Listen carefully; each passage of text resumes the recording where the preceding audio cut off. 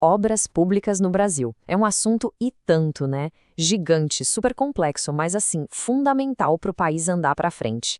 A grande questão é sempre a mesma. Como é que a gente garante que o nosso dinheiro está sendo bem usado? Pois é, parece que o jogo está virando. Tem novas regras, novos jeitos de fiscalizar aparecendo por aí. Então, bora entender o que está mudando. Para a gente ter uma ideia do tamanho do desafio, vamos começar com um caso que aconteceu lá no Amazonas. Ele é um belo exemplo de como as coisas podem dar muito errado. E tudo começa com um número que impressiona. Pois é, 1,3 bilhão de reais. É isso mesmo. E esse valor todo é de um único contrato público. Um contrato que, claro, levantou muitas suspeitas. E a história por trás desse número é a seguinte: o Tribunal de Contas do Amazonas chegou e barrou esse contrato bilionário do governo do estado. Era um dinheiro que ia para a educação, mas o TCE encontrou o que eles chamam de indícios de irregularidades. E a suspeita principal, sabe qual era? O jeitinho como o contrato foi fechado. O ponto central é esse aqui, ó. O contrato simplesmente pulou a etapa da concorrência pública. E isso, gente, é a regra de ouro quando se fala de gasto público. O tribunal disse basicamente, olha, não tem como saber se esses preços são justos, se estão de acordo com o mercado. Acendeu um baita sinal vermelho, né? E esse caso todo serve de gancho para a gente ir direto para o coração do sistema, a tal da licitação. Vamos entender rapidinho como é que ela deveria funcionar, pelo menos no papel. Então, de forma bem simples, licitação é o seguinte: é o jeito que o governo tem para contratar qualquer coisa, seja uma obra, um serviço. A ideia é garantir que a proposta escolhida seja a melhor para o bolso do contribuinte, sabe? Com competição justa e com transparência. É a base de tudo. E aqui a gente vê o contraste, né? O abismo entre o ideal e o que acontece na vida real. De um lado, o que a gente quer: competição, transparência, o melhor preço. Do outro, a realidade que a gente viu lá no Amazonas: irregularidades, dispensa de licitação. E o resultado? Preços que, no mínimo, a gente desconfia. Mas, ok, diante de tudo isso, a boa notícia é que o sistema está tentando reagir. Estão surgindo novas propostas, novas ferramentas, tudo para tentar fechar essas brechas e aumentar o controle sobre o dinheiro público. E uma das maiores novidades é essa aqui: a criação de uma figura nova, o chamado verificador independente. Isso está num projeto de lei que já passou por uma comissão na Câmara. A lógica é simples: colocar mais um olho ali, uma camada a mais de fiscalização, principalmente nas grandes obras, concessões e parcerias público-privadas. E o legal é entender como esse verificador vai funcionar na prática.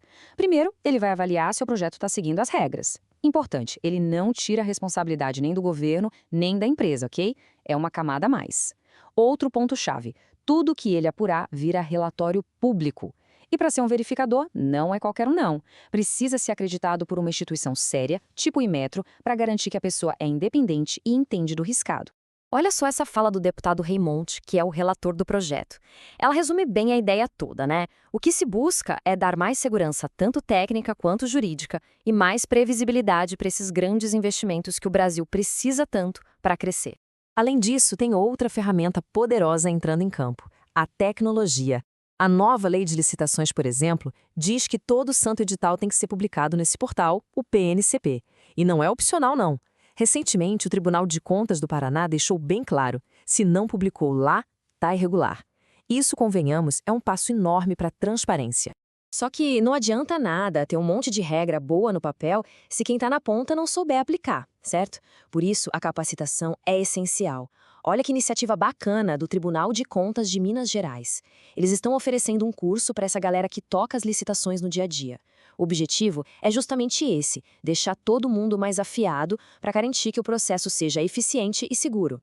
Beleza, a gente já viu o tamanho do problema, já viu as novas regras que estão surgindo, mas na prática, no mundo real, como é que isso tudo vira projeto de verdade? Como impacta a economia e a vida das pessoas? Vamos pegar um exemplo concreto: a Ferrovia de Integração Oeste-Leste, a FIOL. É um projeto gigantesco de longo prazo. A gente vê aí na linha do tempo que as coisas estão andando, desde o leilão lá em 2021 até contratos novos assinados agora.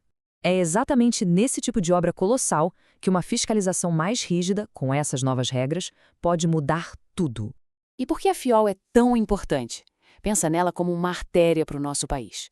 Ela vai ligar toda a produção do agronegócio e da mineração lá do interior da Bahia até os portos. Isso significa cortar custos de transporte e dar um gás danado na economia da região.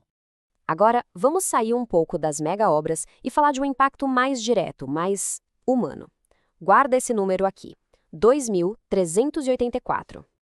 Então, 2.384 é o número de famílias em Porto Alegre que vão finalmente ter seus lotes regularizados, graças a uma licitação da prefeitura. Isso é muito legal porque mostra que licitação não é só sobre ferrovia, ponte e asfalto, é sobre gente, é sobre garantir direito à moradia, dar mais dignidade para milhares de pessoas. Bom, a gente está chegando no final e acho que dá para perceber uma coisa. Essa busca por um sistema de obras públicas que funcione de verdade, que seja transparente, isso é uma maratona, não uma corrida de 100 metros. É um trabalho que não para. A gente viu que o Brasil está se armando com ferramentas novas e poderosas. Esse verificador independente, o Portal Nacional que centraliza tudo, os cursos de capacitação, são, sem dúvida, avanços importantes, passos na direção certa. Mas, e sempre tem um mais, né? A grande lição aqui é que nenhuma dessas ferramentas faz milagre sozinha. No fim das contas, para tudo isso funcionar de verdade, depende da fiscalização sem trégua dos órgãos de controle, como os tribunais de contas, e da gente, da sociedade como um todo. E para fechar, fica uma pergunta no ar. Com todas essas novas leis, com mais portais cheios de informação, será que o nosso papel de fiscalizar fica mais fácil? Ou será que a complexidade de tudo isso acaba criando novos desafios para a gente? Fica aí a reflexão.